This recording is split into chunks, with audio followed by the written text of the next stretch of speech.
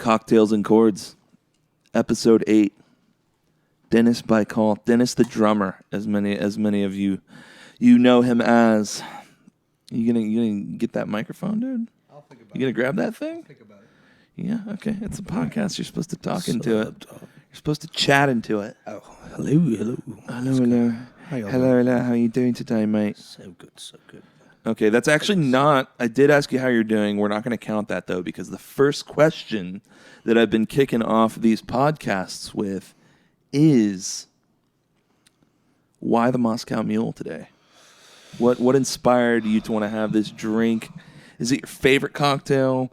Tell me about it. Tell me about the decision. Well, this is the drink that I bought every single time I went out to bars when I was in high school and college throughout. It's just classy, and it's kind of more so the actual glass that they give it to you in. Yes. There's something about this thing. It just feels good. You know what I mean? I 100% agree. Is it nickel? I believe it's copper. It's Nickel. Yeah, I believe it's copper. It's the metal. It gives a little bit more of that, like... It does, and it keeps it colder, too. It's nice. You know? Yeah. Well, I actually had to go buy these. Shout out Dom Tortorelli. He let me borrow these for the pod today. I was like, we can't drink Moscow Mules without the copper cup. We're gonna look like some noobs if we did that. So Dom's a Moscow guy? Dom, I don't know. Is it a drummer thing? It might be a drummer thing. Shout out to the drummers. But I don't know. I don't really know anyone that doesn't like a Moscow Mule either. Yeah. Like, what do we got going on in there? Is it Mel and Stella? Dog stuff. Dennis brought his dog over, so we and I have a dog as well, for the listeners that don't know. And they're kind of going ape shit right now, but we're embracing it. We love to see it. But yeah, dude, I love a good Moscow Mule too. I think these are pretty good. I think we're doing all right. I think we're doing great. Oh, there's Stella. She's gonna come say hi. I love it. I love it. Here, Stella, you want to say something? Nope. Oh, no, she's good. She's good. Okay, so Dennis, thank you for coming on to me on today. Really coming on to you? I always coming on you. I know you've been coming on to me for years, and finally we do something about. We fucking do something. Finally, we can film this thing and make some fucking money off of it. You love to see it. Okay, and but dude, tell me what's going on in your life. I know I've seen you in the studio a lot. I've seen you playing out. It seems like, seemingly with a few different groups lately. Dude, give me the lowdown on what's happening in your life musically. Musically, man, I'm kind of locked in. It's been, how long have we known each other? A long freaking time. Over 10 years, I think now. Over 10 years. Yeah. You've seen me from the last breakup with the band. After that tour to now, I mean, there's been a lot of ups and downs. Right now is a huge up. I've been looking for the right band, obviously. Yeah. And, of course, you were a top contender for that. And we're always going to jam together. But Ryan, who was on your first episode, Ryan and I have finally locked in. He's building a studio. And for the first time, we had our first band session. We were supposed to just be like, just practice and jam. Yeah. It turned into immediately first song out just like that. We finished the song in like 3 hours. Oh man, that's awesome. Always the hot shit too. When it comes together fast, that's when you know it's when everyone's inspired to like finish a song in that first session. That's when you know you're onto something. It's nice, exciting. Dude. It's really nice because Ryan. I've known Brian for a long time, and like he's always jumping around in all these bands. Like he does it. He does this professionally. That's all he does. Yeah. Thing with me, the problem is that I have like all these other things going on, e-commerce and marketing guy and blah, blah, blah. And I'm just like pulled in so many directions. Totally. But like a lot of things have happened particularly in the last like month that have just like been like a punch in the face to be like, dude, just go all in, stop bullshitting and go all in with music. This is what you're supposed to do. Totally. And the world's got your back. And so that's what I'm doing. And I think Ryan saw that. And Ryan, for a lot of times, didn't take me as seriously because I was obviously what I just told you. But now he sees it, and we're locked in, dude. I love it. I love it, man. Yeah, it is interesting because I feel like on the podcast so far we've had a lot of different artists and musicians that some of them it's their full-time thing. Some of them, they play in one band and that, they're doing all original music and they have a day job to supplement their income. That's like myself, is the way I'm doing it. But it is interesting to hear about, what works for some people, whether it's having a day job or and then, letting music be more of a, I guess just approaching it that way where they could focus on one thing, or other musicians, the ones that I know play full time, essentially are playing like every night of the week. Like it's like you gotta stay gigging. So it's both are busy lifestyles because you're kind of trying to just do it as much as you can. But it is nice when you have a clear side of what you want to do. That's half the battle, man. So For sure. that's exciting. And the thing with Ryan is like I know that he wants to do something bigger than where he's at right now. Like he's like, I've always whenever I think we need a bassist, I think first of all it's Ryan, like best bassist that I've ever fucking heard. And then second of all, it's you, because we fuck around so well. Yeah, It's so much just fun. super fast funk jams, late and night. It just works and it's fun. And yeah, so Ryan is now on that, like, I want to do something worldwide. I want to get the fuck out of Austin. Like, it's a local gig kind of thing for him. And now I'm like, Ryan, are you ready to like move past that and like really hone down on like marketing strategy and like business, making this a real business and like going all the way? And he's like, absolutely. And so I think we're ready for it. And now that he's building that studio at his place, it's perfect, because that's all we needed. We need a safe space where we could just like not have anybody around us to just fuck with us, because you know how it was at Leewood. Oh yeah. For those that don't know, Leewood is the street that Dennis lived on. More specifically, it was a party house where I have to say I was gonna bring up that studio on this podcast just because, dude, I miss those parties, bro. Dude, they were fun. They were some awesome. The pool is what did it. Dope. The pool was dope, but no, it wasn't just the pool. It was the studio, dude. The whole vibe, like the fact that we had that. I think I took it for granted at that time, because we should have done a lot more with it.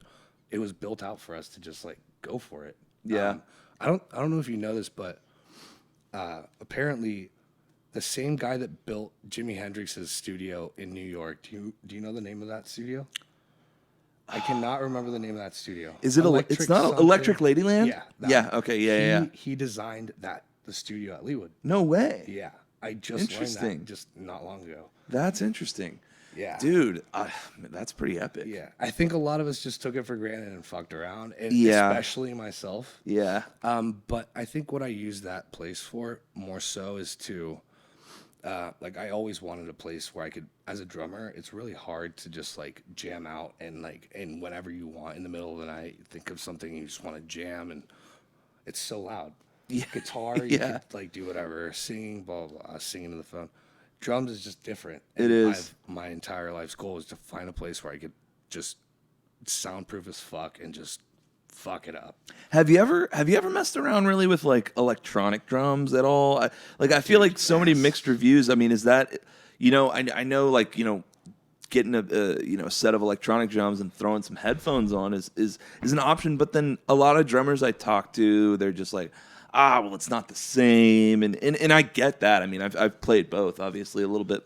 I'm no drummer, but I can see where there's a difference, obviously. There's definitely a difference. I think it's more so like, if I'm gonna play on electronic drums, I want kind of like the top of the line, and that shit is expensive. Yeah, yeah. What's one of the top of the line? So you've got Roland, you got F Note, you got Alesis. Alesis just released. Well, it's been a year and a half now, but I don't know. It's been like 2.5 years. They released a really dope $3,500 all in, just like with like a iPad on the side thing. Oh shit! Like, this is really nice. Serious. Really nice. How much But, you like, say about like 3,500? Like 3,500, and yeah, I that's think not like that's not not terrible. bad. Yeah, it's really bad. not. Yeah. Yeah, but when you're broke as shit, then it's different. That's the thing. It's that's the thing. Those like a $500 to $1,000 electronic drum kit. You're not getting. You're gonna waste your money. Yeah, you're not gonna be getting the good shit. Exactly. Yeah. So no, I think they're both dope. So what I've done with my new setup now, the Guitar Center down south, I worked with them. I've been working with this guy, I started working with this guy that had just started working there. What, in February? I walk in and dude, there's this SJC kit. There's all there is. It's just a kick drum, a snare drum, in place of, and there's the floor tom, and then in place of the high tom is a drum sampler.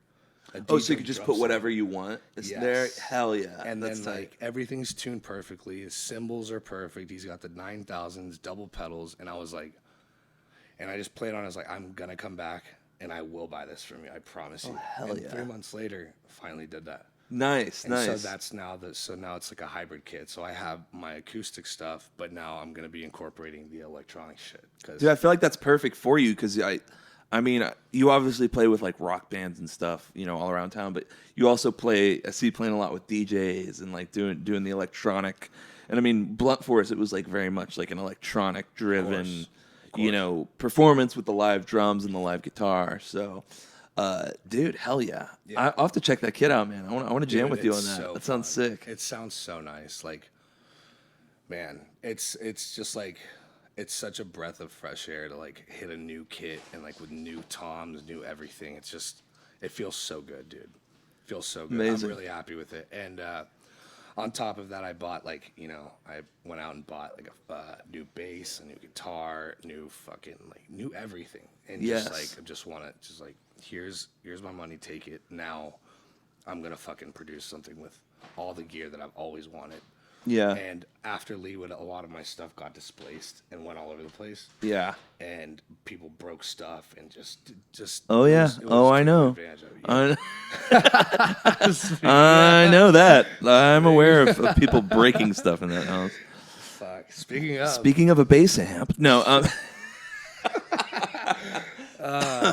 Oh my god! I said No, I got it fixed. We're all good on the bass amp. Shout out Straight Music, fixing my shit all the time, dude. Where is Straight now?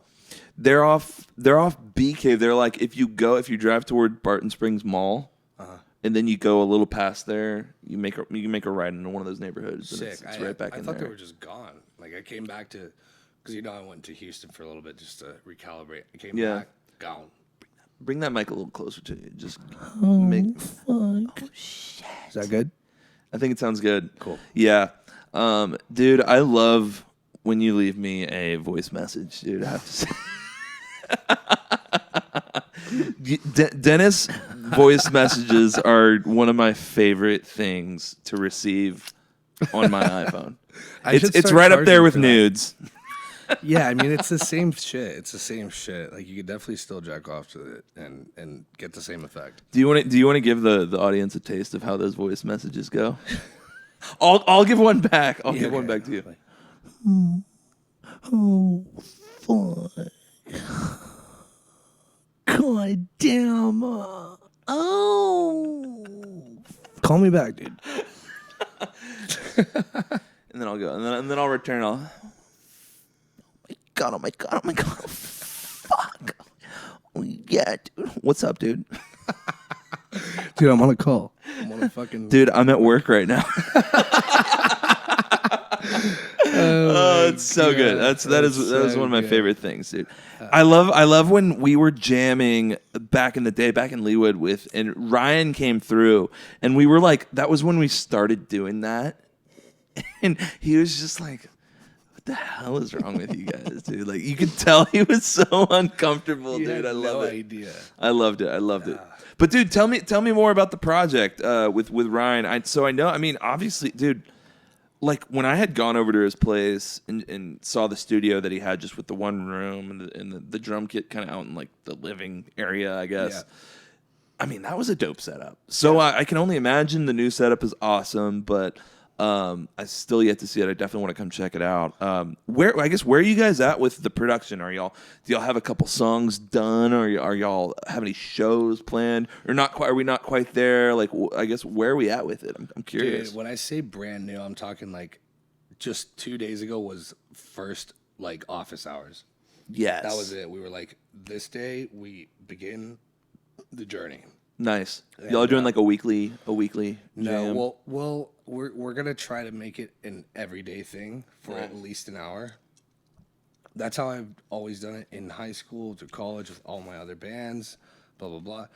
But that's gonna Amazing. take some sacrifice from him and from me as well. But Totally. like, that's what's necessary, and we know we got the sauce.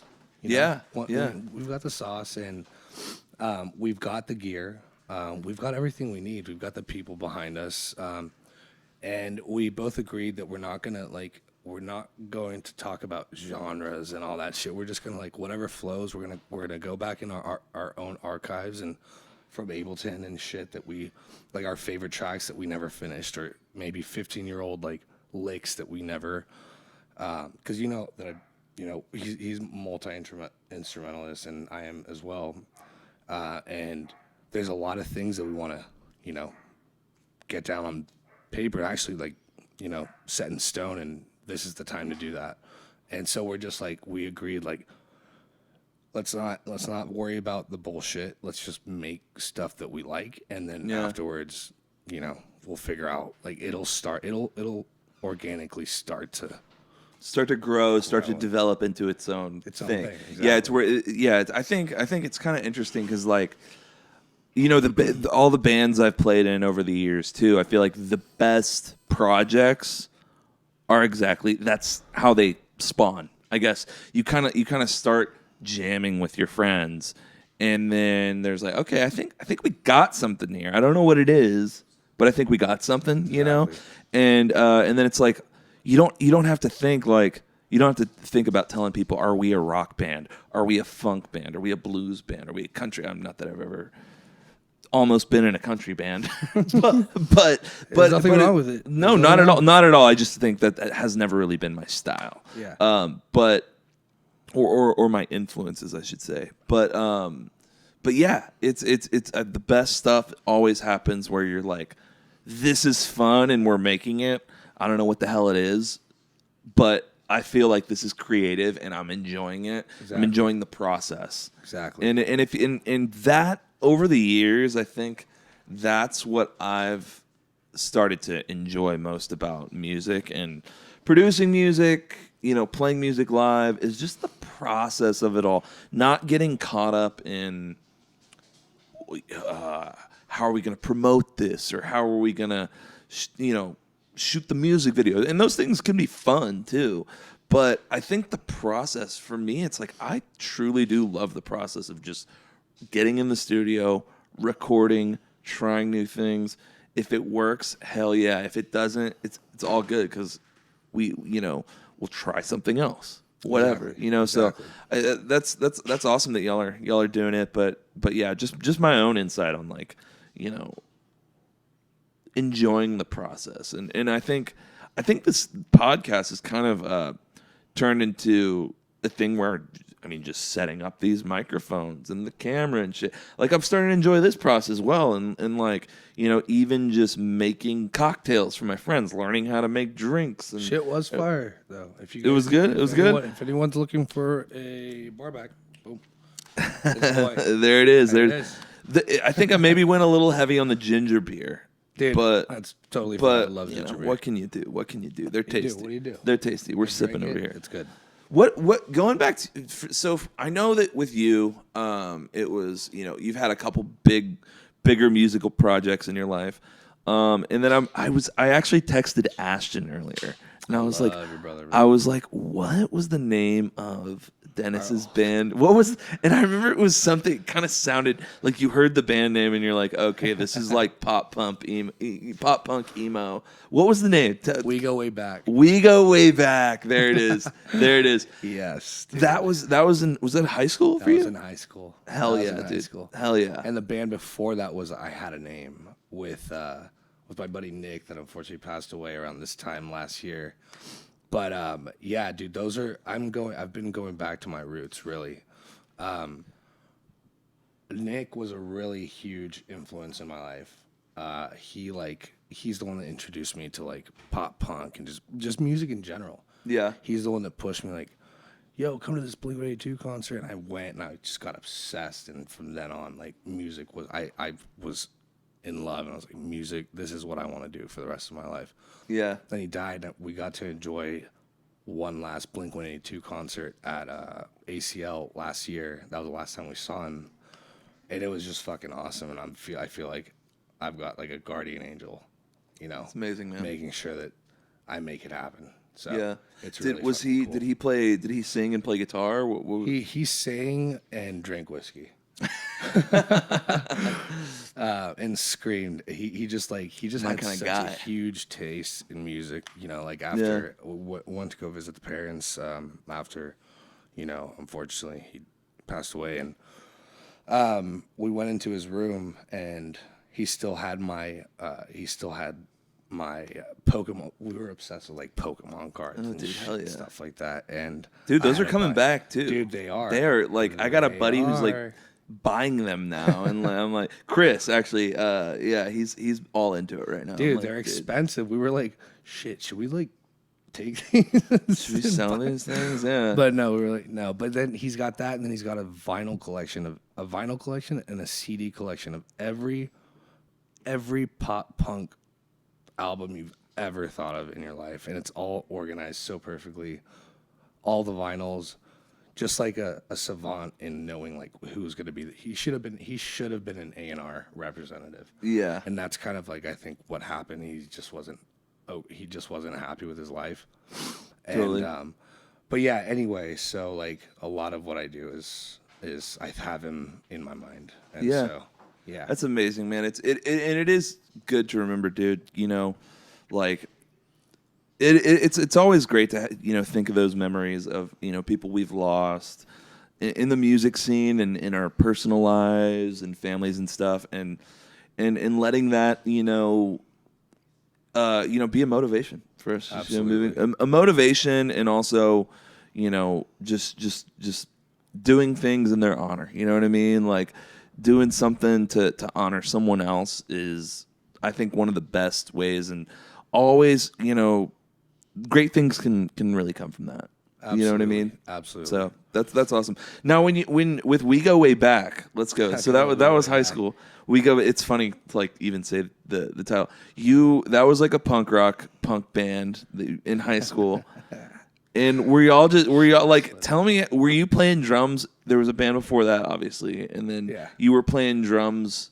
Like, did you learn drums to play in one of those bands, or was it like you had been playing already and then you joined this band, like in your bedroom or? Well, so obviously Travis Barker was like everything to me, right? Hell yeah. So I just wanted to emulate everything he did. I copied every single, like, I learned every album up to that whatever time that was, like every single song I could play just perfectly.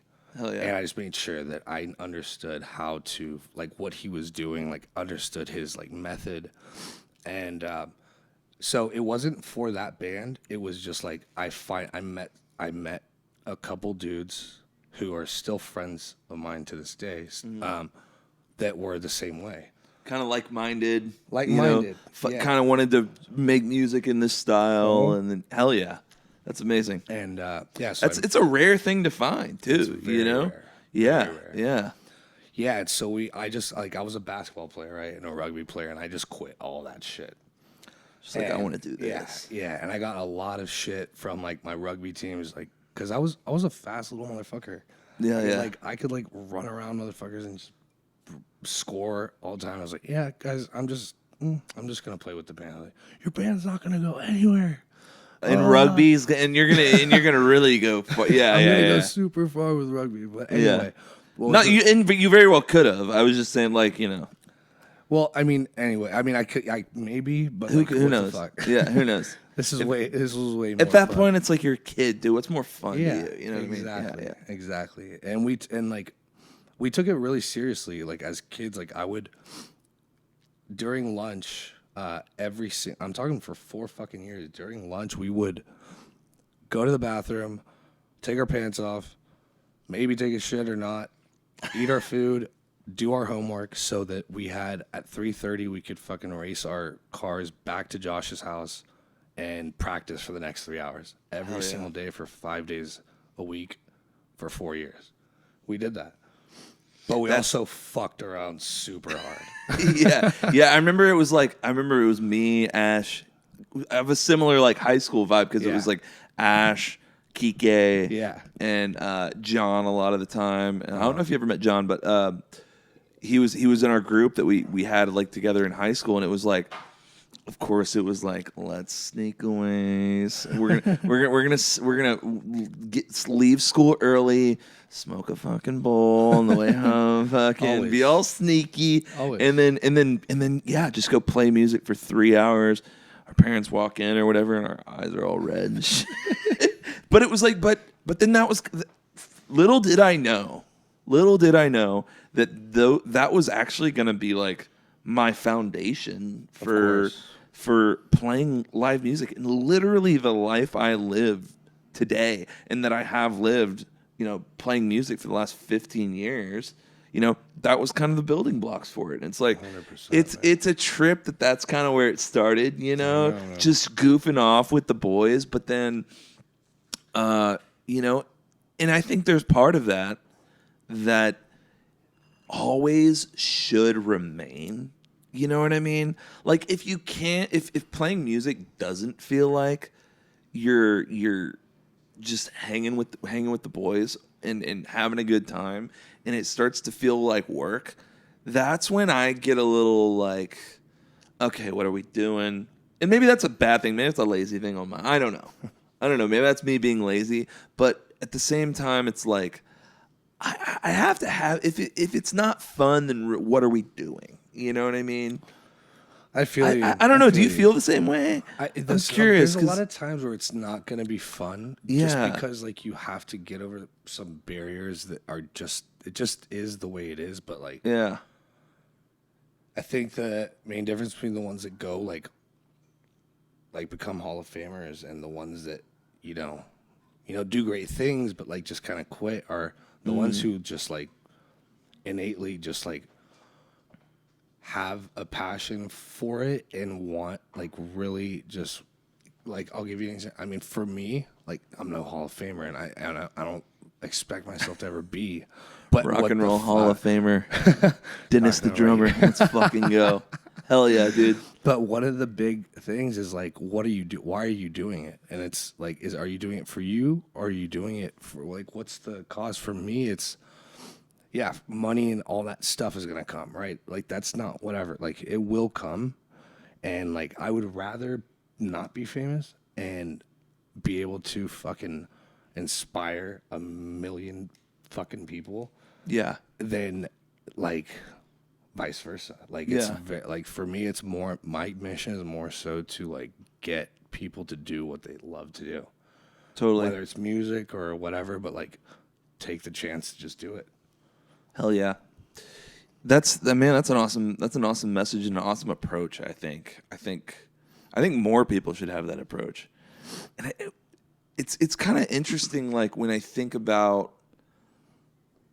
artists too, that like you could, I don't know. I think we all have opinions on like artists, like in every musician that's out there, right? And I don't know anyone in this world who hasn't said like about any particular artist, they're like, that shit's lame, right? But like, what about like when you think of someone who's like super popular, making a ton of money, and you're like, I'm not into that shit. Like, do you think they have the same drive or the same thing. It makes me wonder what is going on in their brain and motivating them to like make art and make music. You know what I mean? Yeah, I mean, everyone has their own reasons, right? Yeah. I mean, some people are just like, I love this, and like, I know that enough people love it enough that they can make a difference in a certain amount of people's lives. Yeah. And you don't have to like please the world, right? No, not at all. So like, I don't know, like opera singers, like shit. I don't know. Do I like opera? I've never been to an opera. Have you never been? I've I never went to been. one in like elementary school. Should we go? Dude, I'm down. Is there an opera in Austin?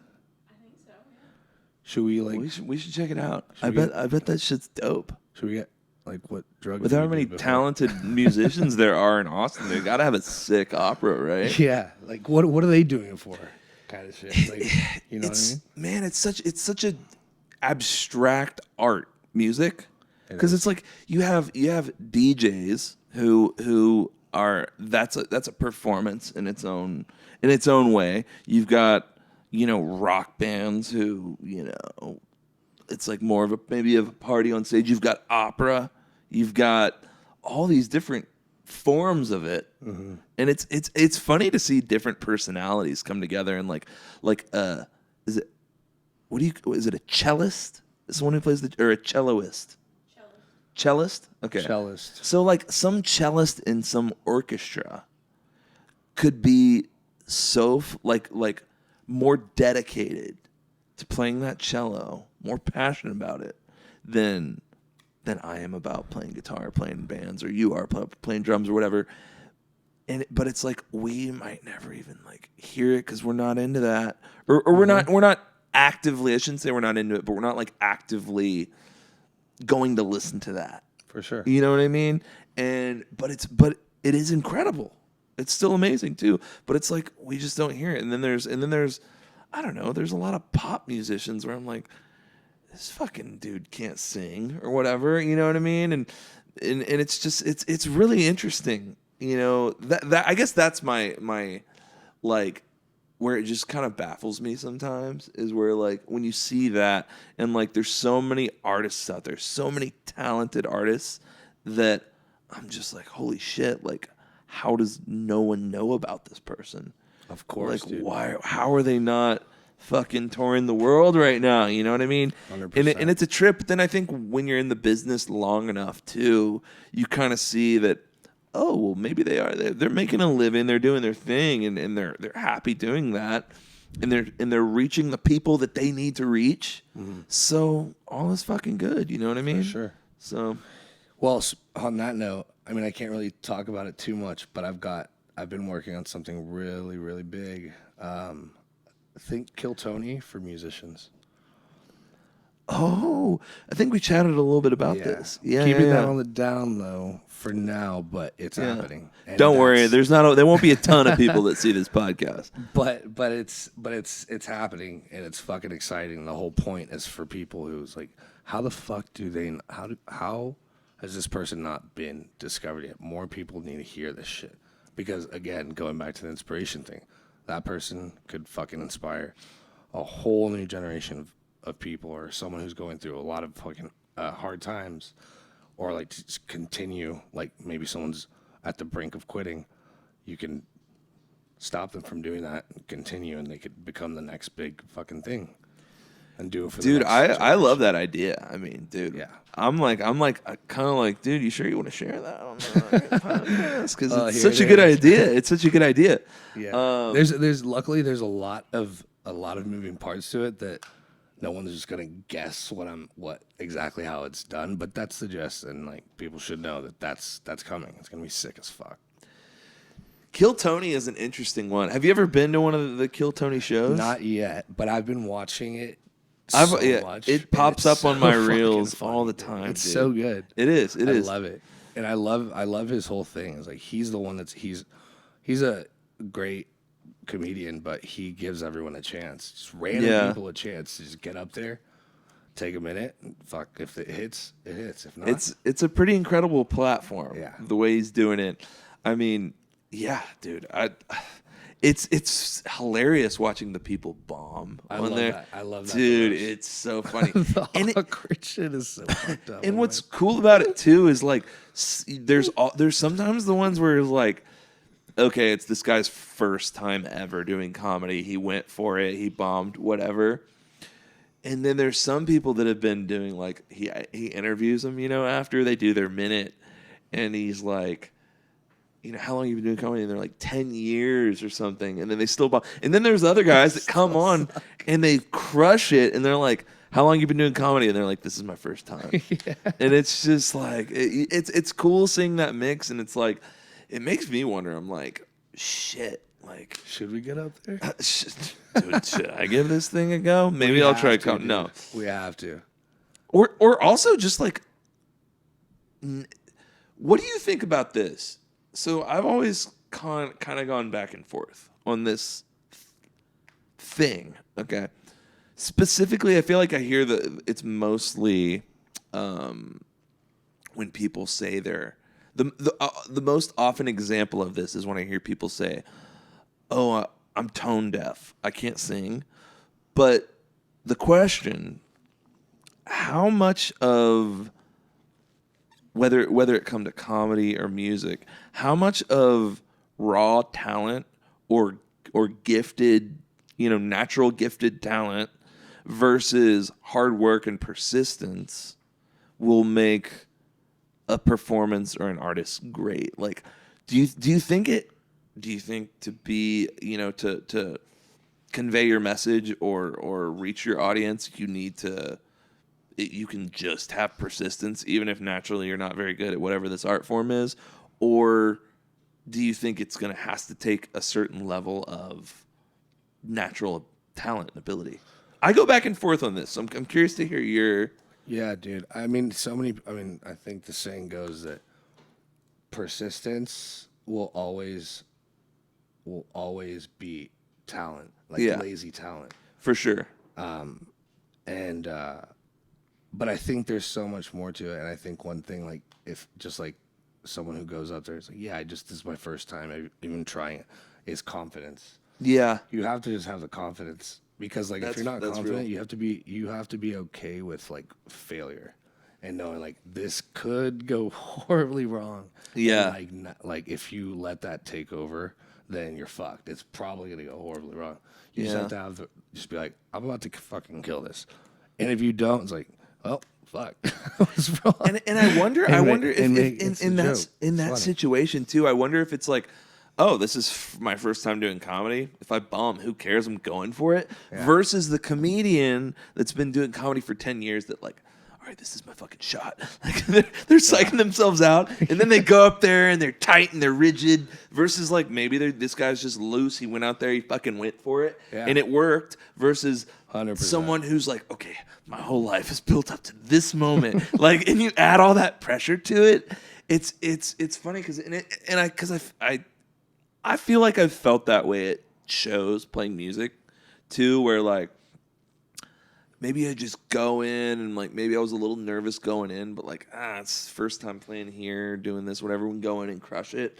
Versus another time where I'm like, okay, I know all my friends are gonna be, everyone I know is gonna be at the show, and I'm gonna go in, and then I like fucking screw it. You know what I mean? Yeah. So I feel like I can relate to that a little bit. You just have to get like you just have to have like before every show, you just have to get in your zone. Everyone has like an in your zone moment. Like, what do you do to get in your zone? Like when I was on shot tour, of tequila? Obviously a shot of tequila or shots of tequila. Should we take a shot? Is this a good time to take? Should we take a shot of tequila or vodka? Shot time. Vodka or tequila? What tequila. do you want? Let's do tequila. I'm Mexican as well. It's the only way. Hell yeah, I'm down, dude. What? Hey, this is your show today, baby. This is your show today. But yeah, there's that. There's the push-ups. There's push-ups to get like. Oh, do you get the blood flowing that way? The blood flowing. You do that before each show? Always get 50 push-ups. If not, like 50. Goddamn, bro. Shit, I'll be fucking sore after that. Well, that's it. 50 push-ups. Then you're like, then you're just relaxed.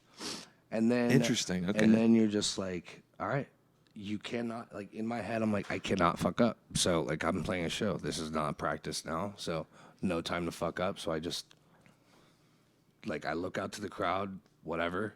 This is it. Yeah. Boom. Just get into it and try to stay on top of it the whole time. And if I fuck up, try to not make a big deal out of it and just continue. And that's it.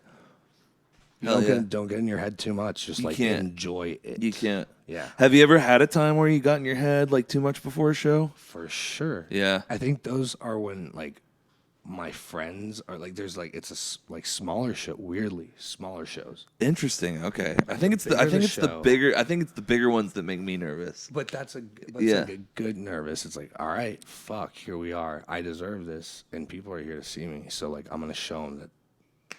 Boom. We're gonna put on a good show. Have you ever felt? I feel like I've at a couple points, and I feel like this is where when you just know you're fucking tapped in, is when you're nervous for a gig, and then you're playing and you're still kind of nervous, but it's making your performance better. Yep. 100%. That is the shit that I want to just if I could tap into that every time I perform live, that would be the shit. That's the way, dude. You know what I mean? And it's not, you can't expect it every single time. But No, that's no, why no, no. that's why you come up with a ritual. Yeah. A ritual where you most performers, whether you're a comedian, an athlete, musician, whatever, they have rituals. Oh yeah. And you stick to that ritual and it works. Kevin Hart, he does something similar, and then he always says a prayer before with his crew, and then boom, And then he goes for goes it. out there. That's cool. Maybe I need a ritual because I don't think I really, other than a shot of tequila and then a tequila soda taken to the stage with me, I don't really have a ritual. I feel like I kind of stretch a little bit before every show, stretch my hammies, stretch my legs out a little bit. That's always important. Just that's because, definitely yeah, especially if you're jumping around, playing in a band where you're jumping around a lot. And For fucking, sure. But it helps yeah. to have a team. When you have a team with you, this is part of why playing alone, being on stage alone, I don't really enjoy that. It's weird. It's weird. It's weird. It is weird. But having a team behind you, even if it's just your your managers and everything, it's we're all here for the same thing. You might be the product, but everyone's got to get in on that and tap in. Yeah. Yeah, that's interesting because the looping shows, you know, I've done the live looping shows, and I've obviously played in bands. In doing the looping shows, they're tough when they're really tough when you have it when you're having a hard time getting interaction from the audience. Right. Because it's just you can't feed off your drummer. You can't feed off your singer or bass player. It's Plus, you have to focus a lot more on the loop stuff. you got a lot of shit Yeah, going you on, have a pressing a lot lot of of shit buttons going up on. here. And Yeah, yeah. exactly. But it is Yeah. it's and then the best shows, which I've had some really fun shows just doing live looping, but the fun ones are always when I could fucking someone in the crowd raps, you know what I mean? And they're like, "Oh, hand me the mic," and I fucking hand them the mic, and they start fucking freestyling or Exactly. some shit, or someone plays guitar. I'll take my guitar off my back, dude. Rip a solo, whatever. Exactly. And Just a party. and not just that, but yeah, even if it's just people interacting, I could tell they're, I have their eye contact. I could tell they're, they're dancing or whatever. There's always something there that really propels the show when you're doing a solo thing for sure. For sure. But you got to get the crowd into it, dude. you have to. It's always fun. Yeah. All right, let's do this shot. Let's do the shot. Let's take a shot. Cheers. Oh, y'all got some too? Hell yeah, let's do this. All right. Cheers, y'all. Cheers. Cheers to the boys. To Nick Narzanid. Nick Nars and Need. Holy shit. Woo! Thank you for the shot. Thank you. Oh, that one got me there. Your boy's got to pee. What do you Gotta do when pee? you have to pee on a podcast? We could pause, or we could. We're at 45 minutes. We could. How long do you usually do your podcast? We usually go for an hour, but dude, we could go 45. If you want to wrap it here, we can. We could talk more. We could wrap it, or we could We could try to jam. Let's do a little. I don't want to guarantee to the listeners that we're gonna get a jamming, but we should try to set it up if you want. Okay, let's try. I'm down. Okay, perfect. Hey, well, Dennis. With that being said, man, I fucking love you, dude. It's been a pleasure. Thank you for having me. Thank you for coming on, man. Of course, dude. I hope you had a good time and Absolutely. yeah, dude. Let's see if we get a little jam going. Fuck yeah, let's do it. Hell yeah, let's do it. Thank you all for having me.